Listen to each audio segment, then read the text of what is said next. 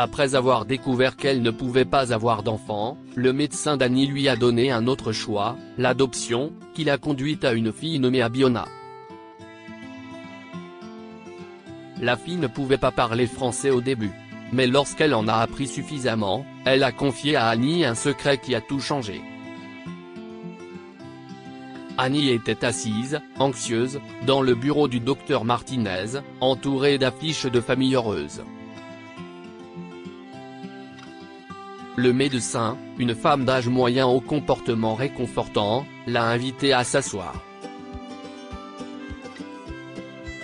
En souriant, Annie a demandé « Quand pourrons-nous commencer la procédure de fécondation ?» Le docteur Martinez a pris une profonde inspiration avant de dire « Malheureusement, les tests montrent que vous ne pouvez pas avoir d'enfant. » Je suis vraiment désolé. Le cœur d'Annie a sombré.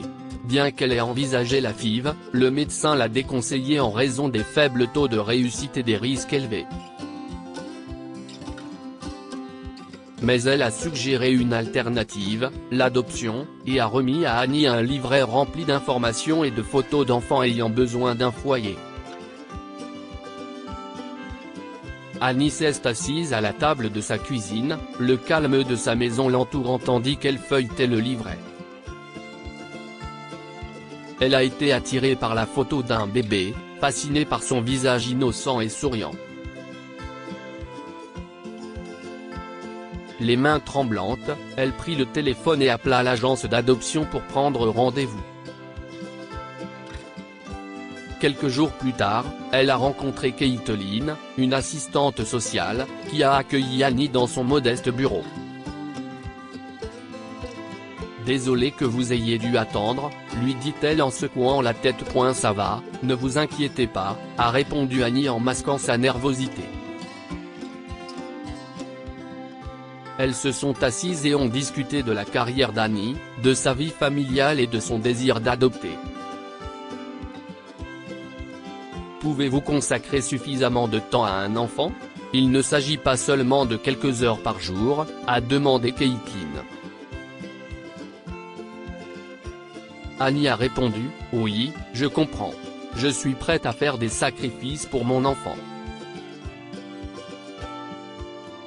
L'adoption peut être difficile, surtout au début, a poursuivi Caitlin, mais en fin de compte, elle a approuvé la demande d'Annie. « Je comprends », a déclaré Annie, la voix ferme. « Merci. » Le lendemain matin, l'appel de Caitlin a interrompu le petit déjeuner d'Annie. « Allô, Annie ? » a-t-elle demandé. « Oui, si estime-moi », a répondu Annie. « Nous avons trouvé une enfant pour vous », a révélé l'assistante sociale en parlant d'Abiona, une enfant de 6 ans originaire du Congo qui ne parlait pas français. « Voulez-vous la rencontrer aujourd'hui ? 6 ans ? Elle ne parle pas français ? Il faut que je réfléchisse à tout ça, a répondu Annie. « Bien sûr, prenez tout le temps dont vous avez besoin. »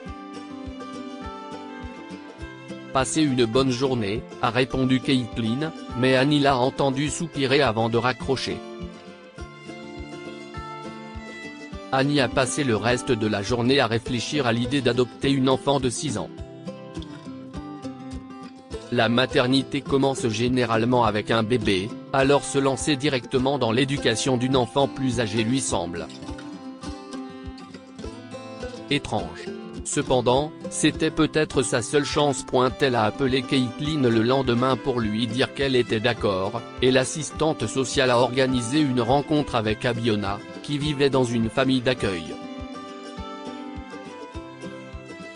Arrivée au foyer d'accueil, Annie frappa à la porte, le cœur battant la chamade.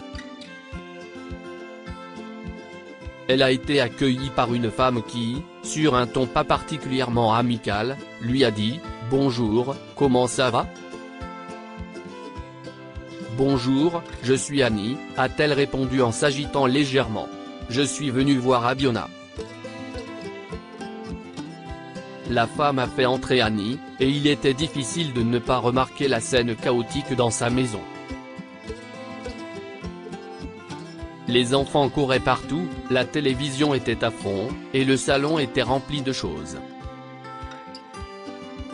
Mais la femme a pointé du doigt un coin où Abiona était assise, en train de dessiner tranquillement. Si est-il. Bonne chance parce qu'elle ne parle à personne, a-t-elle dit et elle est partie gronder d'autres enfants. Annie s'approcha de la petite fille, qui croisa brièvement son regard avant de reprendre son dessin. « Tu les as dessinés toi-même ? Ils sont magnifiques », demanda-t-elle en s'agenouillant pour regarder de plus près. Abiona a fait un léger signe de tête sans parler. La mère adoptive l'a interrompue. « N'essayez même pas. Elle ne comprend pas un mot en français, dit-elle. » Annie a levé les yeux pour la voir arborer une expression de supériorité.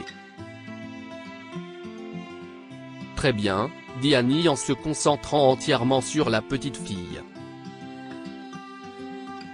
Elle s'est assise à côté d'elle et s'est mise à dessiner elle aussi, essayant de communiquer par l'image. Elle dessina une maison et un personnage aux cheveux longs, en disant « Si est ma maison. Je vis ici. Veux-tu vivre avec moi ?» La fillette a fixé pendant une seconde le papier, puis le visage d'Annie, avant de dessiner un personnage plus petit à côté du sien. Ce geste a fait sourire Annie alors que son estomac tressaillait. Elle a amené Abiona chez elle et lui a présenté sa nouvelle chambre douillette. La fillette est restée silencieuse et observatrice pendant qu'elle explorait tout. Lorsqu'elle trouva des peintures et des pinceaux posés, elle commença immédiatement à dessiner, l'air joyeuse. Annie l'a observée pendant une seconde, profitant de l'instant présent. « Je suis enfin une maman », pensa-t-elle avant de rejoindre sa nouvelle fille. Au cours des mois suivants, Annie a essayé d'enseigner le français à Abiona, mais les méthodes traditionnelles la dépassaient. Elle a donc adapté son approche, en utilisant des séances de dessin pour lui enseigner la langue d'une manière amusante et attrayante. Abiona a réagi positivement, apprenant peu à peu des mots et des phrases.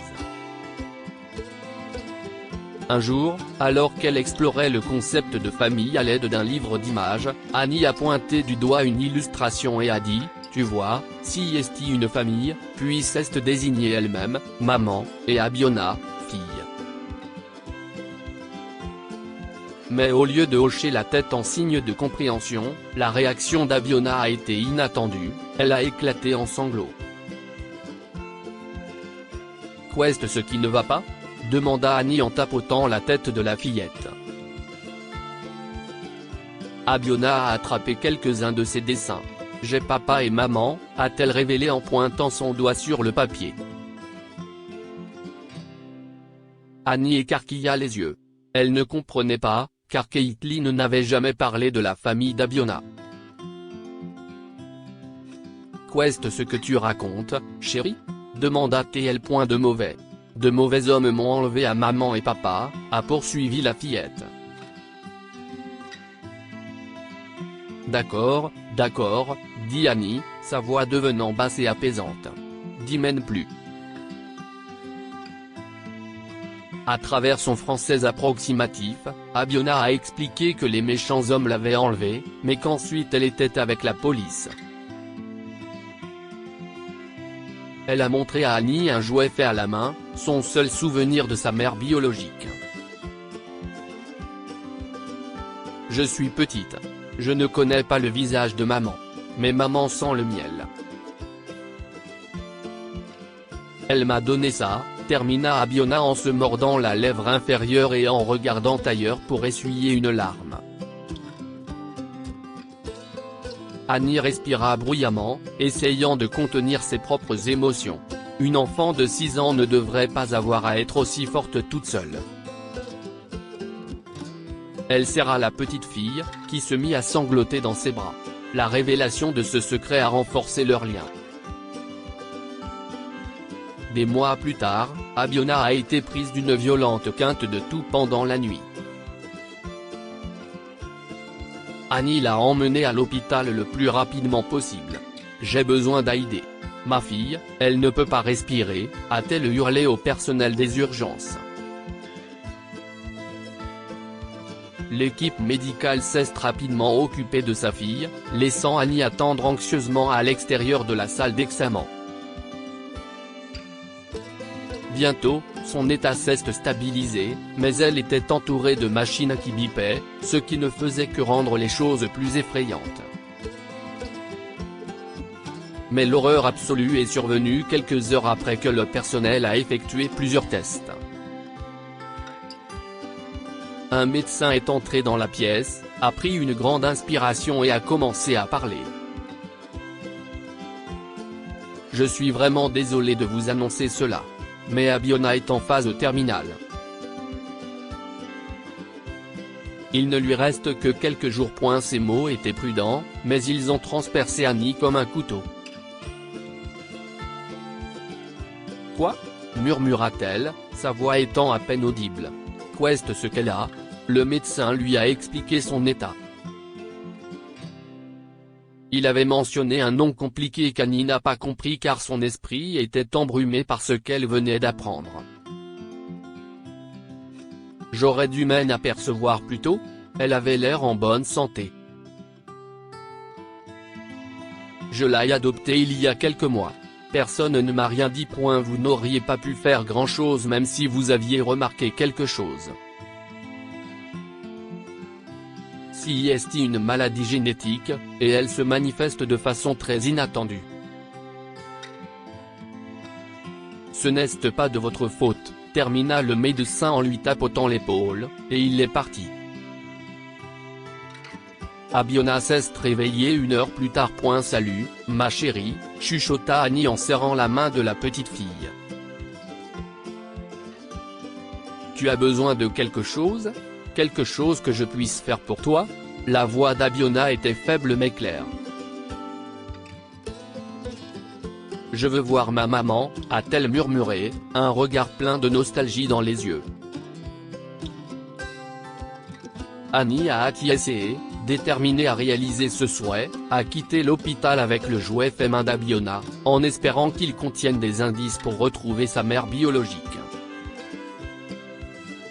Elle s'est rendue au poste de police, où l'on a accepté d'identifier le jouet en faisant des tests.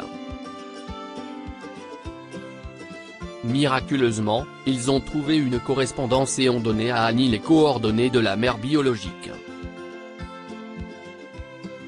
Elle s'appelait Tandé. Bien que l'appel soit resté sans réponse, Annie a insisté pour retrouver la mère d'Abiona, même si elle devait le faire en personne. Elle s'est rendue à l'adresse de Tandé, a pris son courage à deux mains et a frappé à la porte. Lorsqu'une femme est apparue, Annie s'est présentée et a demandé « Tandé ?»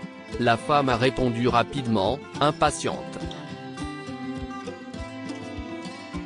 « Oui, si moi, mais je ne veux pas rejoindre votre Dieu. Je n'ai besoin d'aucun service et je ne veux rien acheter », a-t-elle dit en fermant presque la porte. Mais Annie a levé le bras et l'a arrêté. « Si à propos d'Abiona », dit-elle d'un ton brusque. Elle est actuellement à l'hôpital. Le médecin a dit qu'elle avait une maladie génétique grave et qu'il ne lui restait que quelques jours à vivre. Annie pensait que Tandé serait attristée, mais la femme a plutôt croisé les bras. « Je l'ai abandonné. Volontairement. J'ai renoncé à mes droits parentaux.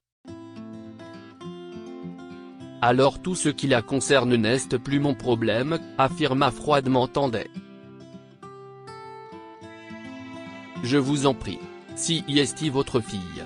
Elle est en train de mourir et veut vous voir, » plaida Annie. Tandé secoua la tête. « Écoutez. Je ne veux pas la voir. » Faites avec point en regardant au-delà de Tandé, dans sa maison, Annie soupira et remarqua quelque chose. « Vous vendez des parfums ? Vous en avez un qui sent le miel ? Oui, dit Tandé en regardant derrière elle, confuse. Combien ? Demanda Annie. À la maison, Annie a fait des recherches sur son ordinateur, tapant au clavier alors que son plan se mettait pleinement en place. Elle a cherché une actrice ressemblant à Tandé et a trouvé Sarah. Annie l'appela et lui expliqua la situation. Sarah a été touchée. D'accord. Si est une demande étrange, mais je vois qu'elle vient d'un bon cœur, alors je vais le faire, dit-elle. Annie a fourni tous les détails qu'elle connaissait sur Abiona et sa mère. Le lendemain, dans la chambre d'hôpital, Annie et l'actrice se sont préparées à réaliser le dernier souhait d'Abiona. Vaporisée d'un parfum au miel, Sarah s'est approchée du chevet de la fillette en tenant délicatement sa petite main. Abiona, voici ta maman, présenta Annie avec douceur. Abiona, dont l'état s'était tellement aggravé en une seule journée, crut facilement aux paroles d'Annie. Tu sens comme maman, a chuchoté la fillette et elle a ouvert les bras pour un câlin. Sarah, obligée, lui a dit, si est parce que je suis maman. Abiona s'est tournée vers Annie. Merci, a-t-elle murmuré avant de s'endormir à nouveau. Sarah est partie un peu plus tard lorsqu'il est devenu évident que la fillette ne se réveillerait pas de sitôt. Alors que le soleil se couchait, Annie veillait sur sa fille. Ses respirations étaient trop lourdes, mais c'était la norme depuis quelques heures. Elle lui a chuchoté, lui apportant réconfort et assurance dans la pièce silencieuse remplie du doux bip des machines. Elle a touché la tête de la fillette à un moment donné et a remarqué la chaleur intense. Dans son état de faiblesse, Abiona a faiblement murmuré maman avant de retomber dans l'inconscience. Annie s'est précipitée pour trouver son médecin, qui est entré, a procédé à un examen rapide et a expiré en baissant la tête. J'ai peur que ce soit la fin, a-t-il dit. Je suis désolé. Non. Annie s'est lamentée en serrant son enfant dans ses bras. Abiona a dormi un peu plus profondément dans les bras d'Annie, mais l'amour n'a pas toujours suffi. Elle a rendu son dernier souffle après minuit. Alors que les larmes commencèrent à couler librement, Annie murmura, tu étais aimé.